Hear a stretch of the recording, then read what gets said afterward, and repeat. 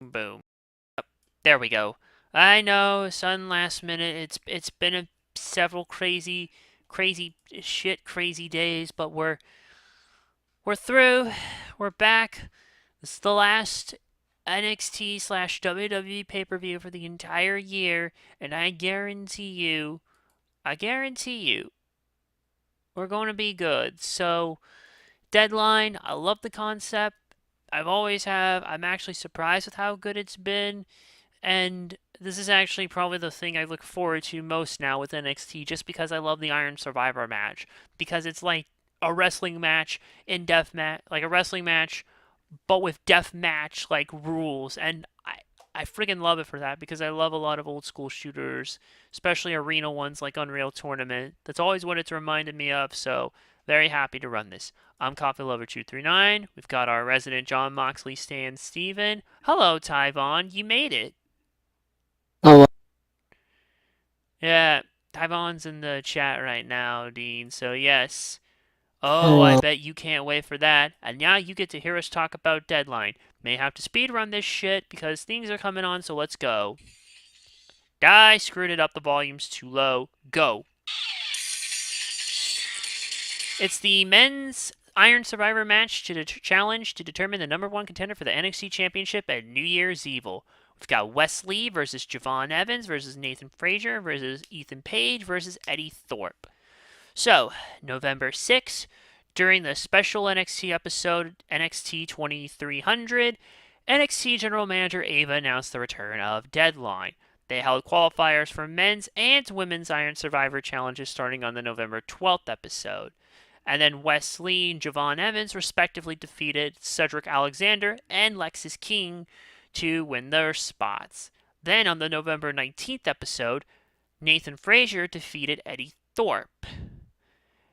And the fourth spot here for the match were determined here on the November 26th episode when Ethan Page defeated Axiom.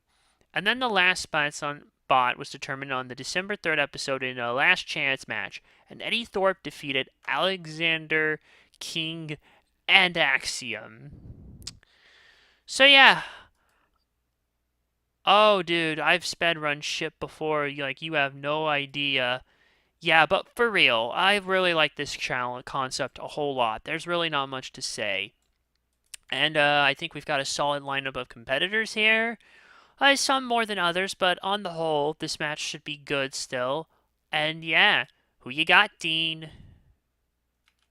I got I got Wesley. Alright, I gotta read Jesse's predictions. Unfortunately, he quite can't join us because he is very much sick, so send him your get well wishes. He predicted Wesley. Well, And I think out of and I think out of all of these, I think Wesley is very much the most likely out of all of them here. And yeah, right there, Tyvon just said why. He's had one of the greatest North American title runs and has been a huge face of the brand for years. Give him the main event spotlight. I completely and utterly 100% agree with that. So, yeah. So I'm going to go with Wesley on this one. And of course, like the men, because the men get their own, the women got to have their own. So in the Women's Iron Survivor Challenge for the number one contendership for the NXT Women's Championship at NXT New Year's Evil, you got Solruka, Stephanie Vacure, Zarya, Julia, and Ren Sinclair. Now, men in all the days the men had qualifiers, so did the women. November 12th, Solruka defeated Cora Jade. And then on the November 19th episode, the second and third women's spots were earned by Stephanie Vacure and Zarya, defeating OTM's Jada Parker and No Quarter Catch Crew's Ren Sinclair, respectively. The fourth spot for both the men's and women's matches were on the November 26th episode. And Julia defeated Kalani Jordan. And as for the women's last women's chance match on December 3rd, well, Ren Sinclair defeated Jade, Parker, and Jordan. So here we are. So yeah, again, we've got ladies, and ladies in this one. I think definitely Stephanie Vacure and Julia are looking to make a further impact after debuting this year, I believe during the debut episode on the CW. And they have been welcome additions to the brand. I want them to go far, and yeah, I mean, Sol Rook has been there. Not really sure on Zarya yet about what the deal with her is. Okay, that was October 1st, and then she debuted at Halloween Havoc this year. And yeah, or no, actually, it was much sooner than that. But she did appear here, though, so yeah. So she could get a rub, and Ren Sinclair, not really sure. I mean, you put her in the no quarter catch crew, but at the same time, it's like, I don't know. She's probably the most expendable of the bunch here, really. This match is hard. You got two new bright stars, which is Arya and Stephanie. You got a main event star, which is Julia. Then you got two that they're finally giving the spotlight to. Yes, yes, exactly, Tyvon. You said it, dude. What say you, Dean? Uh, yeah, no, Gulia. Julia, huh? That's what Yeah. Jesse also says, and I could put it down to either Vakir or Julia, most likely, and likely, I guess whoever they see the current potential in right now.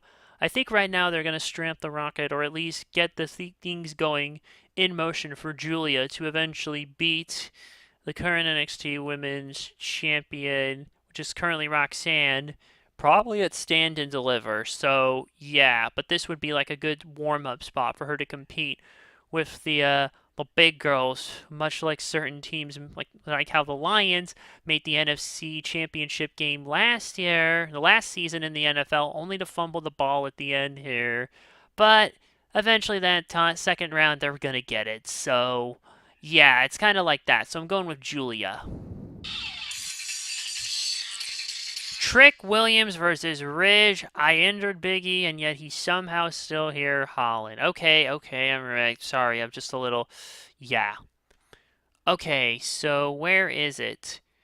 So, on the August 13th episode of NXT, Chase University, Andre Chase and Rich Holland defeated Axiom and Nathan Frazier to win the NXT Tag Team Championship, but lost the titles back to them 19 days later at No Mercy. After the match, Holland viciously attacked Chase and became heel once again in the process. So an ambulance match happened between the two at Halloween Havoc, and Rich Holland won. Later that night, Trick Williams defended the NXT Championship against Ethan Page. After the match, Williams was viciously attacked by both Page and Holland until WWE Hall of Famer Bubba Ray Dudley, who had been confronted by Holland on the pre-show, came out to save Williams. At NXT 2300 on November 6th, Page and Holland defeated Dudley and Williams, and Holland pinned Williams. The following week, Williams called out Holland but was interrupted by Chase, saying that he had unfinished business with Holland. And afterwards, Holland came to the ring. Chase challenged Holland to a match, and if Andre Chase lost, Chase University had to disband. Initially refusing, Holland changed his mind and accepted after Williams added the stipulation that the winner would challenge him for the championship at Deadline. The match was made official. Holland won. Bye Chase U, which I don't give a shit about, despite what Kwai Jam would have you believe. And the title match has been official for the. Yeah, been official for Deadline. I never was a Ridge fan until now. He's been doing amazing heel work, and I feel like people forgive him for the injury it could have happened. Yeah, I'm just kind of jonesing a little. In all fairness, it's been a rough several past days for me, Tyvon. So yeah, look, it's over. It's done. He'll probably eventually be back in the ring, hopefully soon enough. The fact that he's back on TV is a good sign, but yeah. And I think maybe Ridge is coming into his own, but he should probably still be careful because you never know what's going to happen. And yeah, this will be a fine match, but I think it's a bit predictable. What do you think, Dean? I got Trick. Yeah, Jesse says trick, and I say we gonna whoop that trick. Jesse, stop. I see you in the chat, dude. Just rest, my brother. Yep, whoop that trick is gonna get Ridge Holland. Now, if he ever eventually faces Braun Strowman, whoop that trick, get these hands. Somebody put that on a t-shirt and sell it. Oh, another match. For the NXT Tag Team Championship, defending champions Nathan Frazier and Axiom versus No Quarter Catch Crew, Miles Bourne and Tavion Heights. On the November 12th episode of NXT, General Manager Ava met with several tag teams saying she wanted a team to challenge both Frazier and Axiom for the Tag Team Championship. But during subsequent episodes, all the tag teams brawled with each other, or most of them, and it came to a head on November 26. Ava announced a battle royale to be held. The winning team each earned a match for the, and a winning team would earn a tag team match for the belts at Deadline. And No Quarter Catch Crew won, so here we are. So, I mean, it is what it is between these two. There's really not much to say. They set it up, it's simple. Clearly, they rely on Axiom and Frazier enough, seeing as how they gave them back the belt and barely gave Chase University a snowball's chance in hell to win it. And yeah, it is what it is here. Be a fine match, but a simple setup. Who do you have, Dean? Have Nathan Axiom. I That's think what. me and Jesse are gonna have. I think me and Jesse already have the same things happen. Yeah, and Jesse also said Frazier and Axiom. And honestly, yeah, it's a bathroom break match. So let's just keep on going. I'm going to say Nathan Frazier and Axiom as well. And we're finally at the end. Oh, god darn it. Why? Lola Vice versus Jada Parker in an NXT Underground match. Yeah, sorry, not sorry, but I never liked the underground concept that WWE's tried to done. I didn't like it when they did it with Raw, even despite the appearances of sexy dancers that pissed people off. Never mind the fact that the whole thing was just garbage, with or without sexy dancers, and I'm not really a fan of it here in general. And yet they're still doing this. Okay, so through September 2024, Jada Parker and Lola Vice feuded with Fatal Influence, JC Jane, Fallon Henley, and Jasmine Nix, and they were feuding with each other at the same time. Everybody got that? Good. And so the two agreed to put their differences aside to team up against Jane and Henley for NXT's October 1st premiere on the CW. I don't know why I said it like that, but whatever. And they lost after Parker just walked the hell out on Vice saying, fuck this shit, I'm out. Yes, and after a backstage brawl, General Manager of NXT, Ava, announced that Parker and Vice would face each other in a hardcore match at NXT 2300, and former ECW manager Dawn Marie was the special guest referee. And then Parker defeats Vice after hitting her with a brick. Psh. On the November 19th episode, Parker lost her Iron Survivor qualifying match after interference from Vice, and on the next episode, Vice challenged Parker to an NXT Underground match.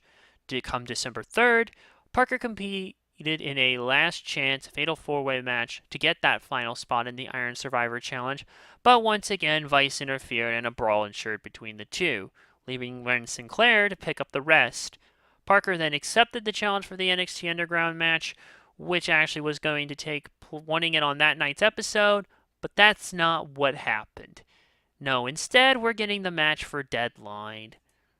I like the idea only because Lola is an actual fighter and Jada has brawler attitude. Sexy fight, I hope Jada wins. I mean, you probably have a point there with it, but I'm just not a fan of the concept in general, like these underground style stuff. They have tried to at least make it better than the likes of Raw Underground, which really wasn't It's actually good. the NXT. I'll say this: the NXT Battleground is way better. Same Battleground? as a good thing.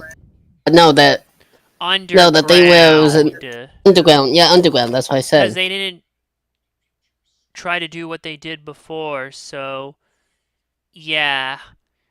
Alright, ultimately, who do you have, Dean? This one feels more like a toss-up. It could go either way. Um, Lola Vice. Lola Vice, huh? And Jesse, I think, says the same thing as well, so should we go all across the board, or I don't know. I'm gonna take a look. Let's say the odds. and I'm just gonna decide. What do you know? Lola Vice actually has the odds on this one, so screw it. I guess we're all unanimous across the board here.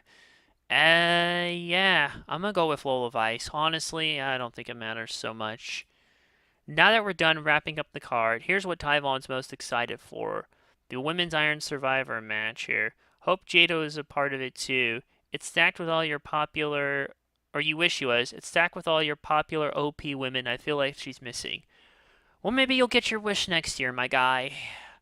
Maybe you'll get your wish next year.